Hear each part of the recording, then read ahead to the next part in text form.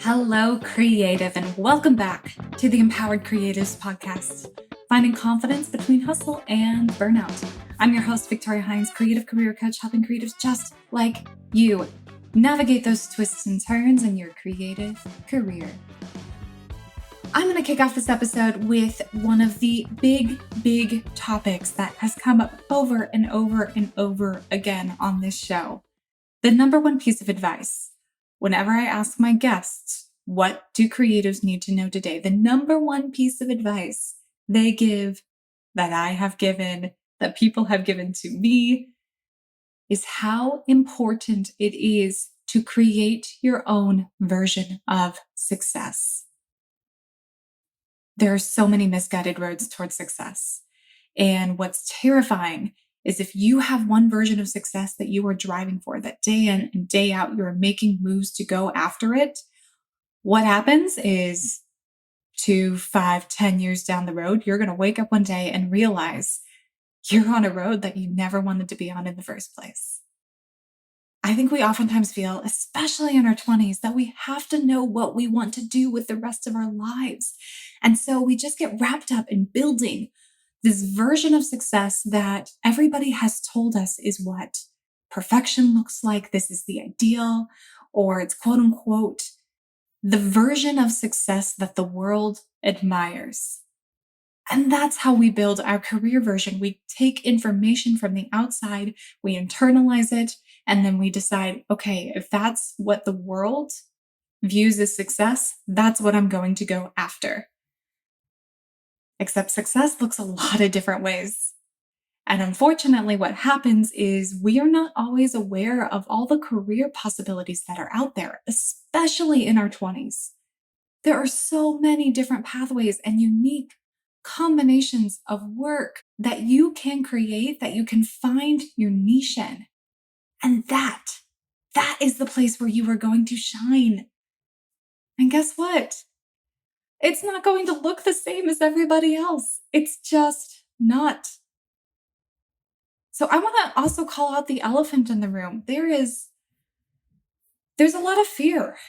There's a lot of fear of judgment or ridicule whenever we decide to step down a path of success that other people don't maybe find rewarding, exciting, or that they are afraid of. I know I'm talking on this podcast, so there's nobody here, but I feel like I want to ask this room, like, raise your hand if you've ever had somebody tell you that you should be doing something in your career.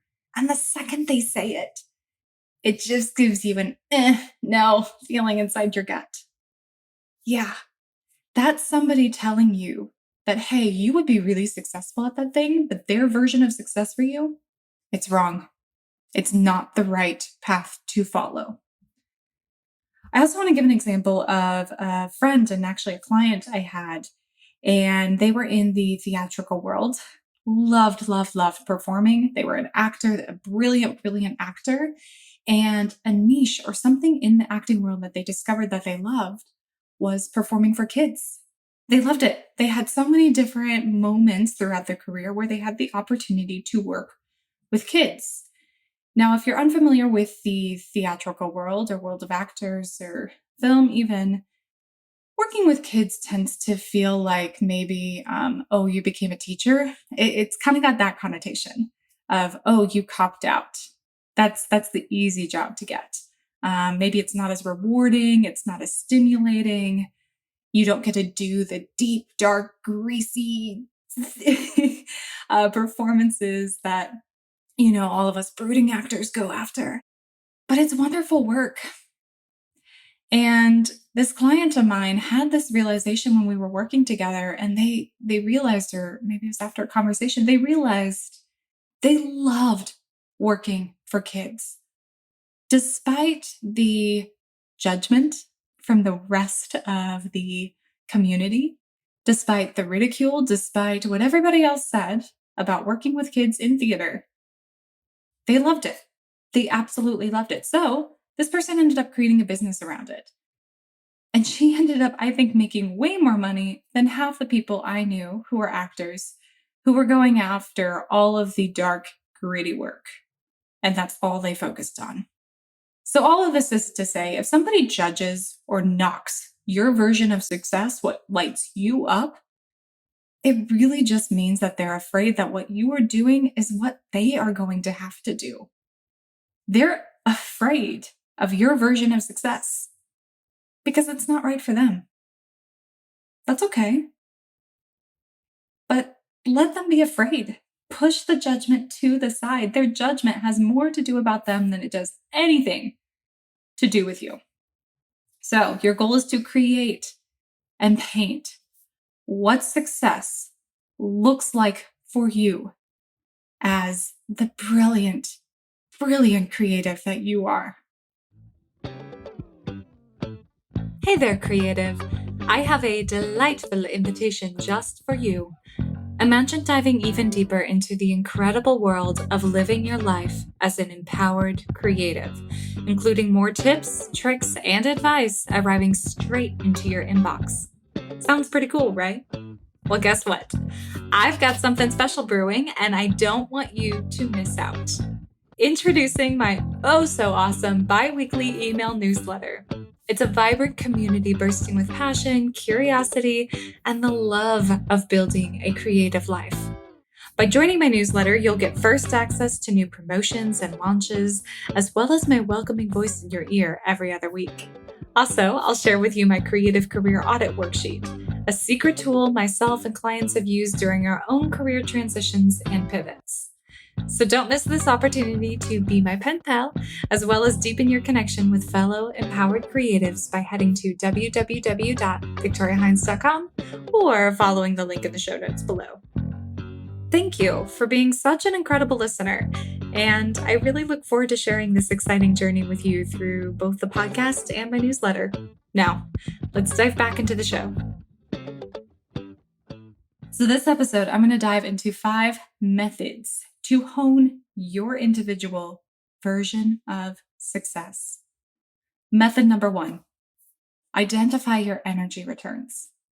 I know, this maybe sounds a little woo-woo on the surface, but there is energy in this world. There are things that lift you up during the day, that energize you, that inexplicably you can start working on and you walk away and you're like, wow, I feel good. And there are things that drain you. There are things that take your energy away. There are things that you walk away from that you do and you just want to crawl into bed and take a nap or numb yourself with TV and Netflix or alcohol.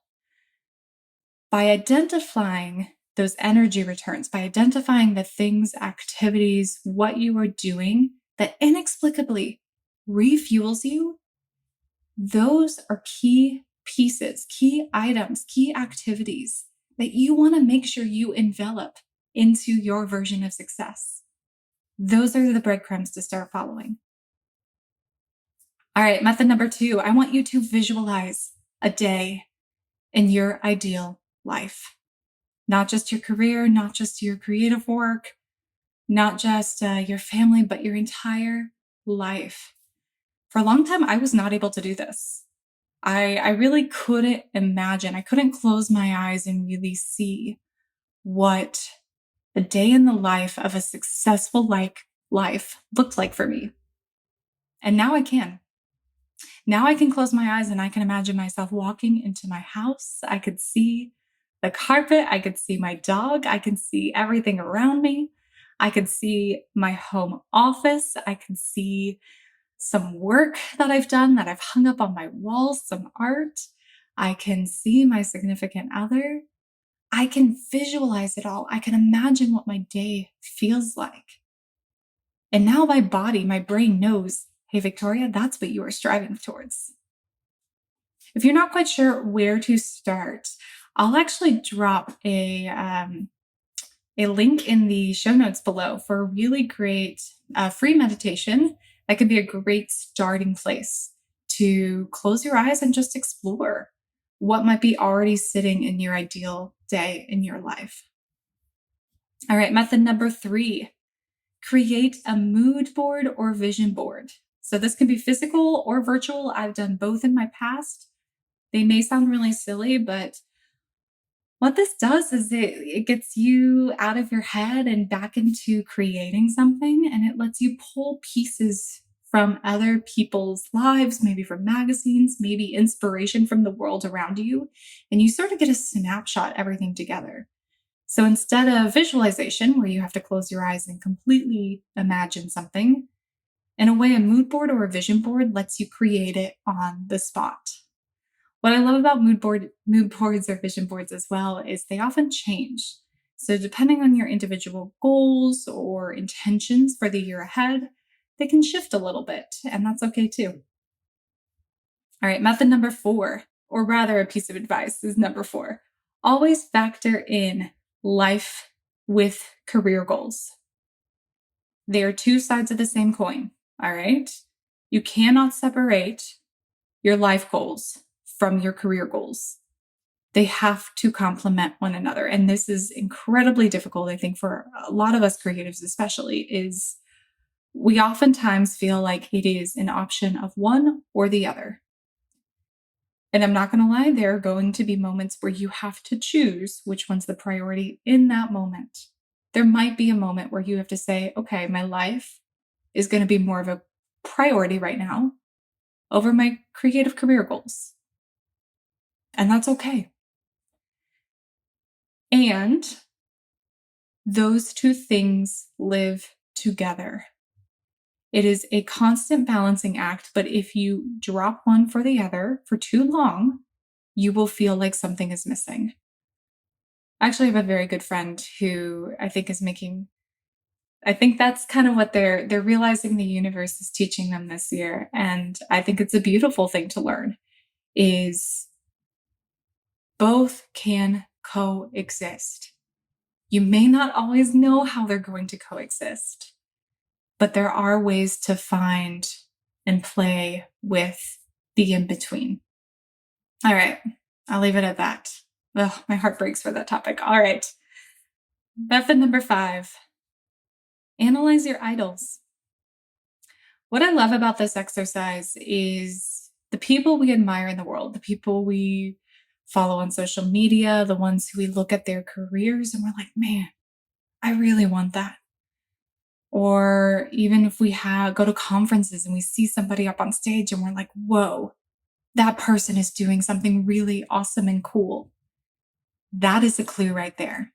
Whenever you light up, whenever you admire somebody, dig a little deeper. Ask yourself, what specifically about their work lights you up? What about their life lights you up? What are they doing? What's a piece of their life that you maybe are a little bit jealous of? That's a clue. And I would actually take that clue and remember, if they're doing it, it means it's possible for you too. All right, so quick recap. The 5 methods to honing your version of success are identify your energy returns, visualize a day in your ideal life, create a mood board, always factor in your life goals with your career goals, and analyze your idols. It's so incredibly important to spend time each and every year honing in your version of success because this is your North Star. This definition of success, this intention, this visualization, it's like the ultimate goal. It's your vision. It's your personal business and it's your mission and your vision in your life. And I know that maybe has a lot of gravitas and it might feel a little bit scary. But once you set it, the important thing is to let it go and remember that that North Star is always out there and always ahead of you.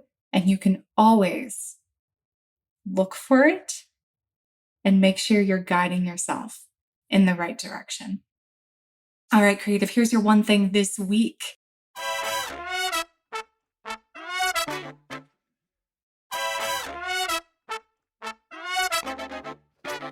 What is your current metric for success in your career? And why? So before you do any of honing your version of success, I want you to do a little analyzing. How do you currently define success? And why do you define it that way? Third part, On a scale of 1 to 10, how much does that version of success light you up? Think about it. All right, creative, if you are enjoying this show, don't forget to rate, review, subscribe. Until the next time, my friend, stay creative.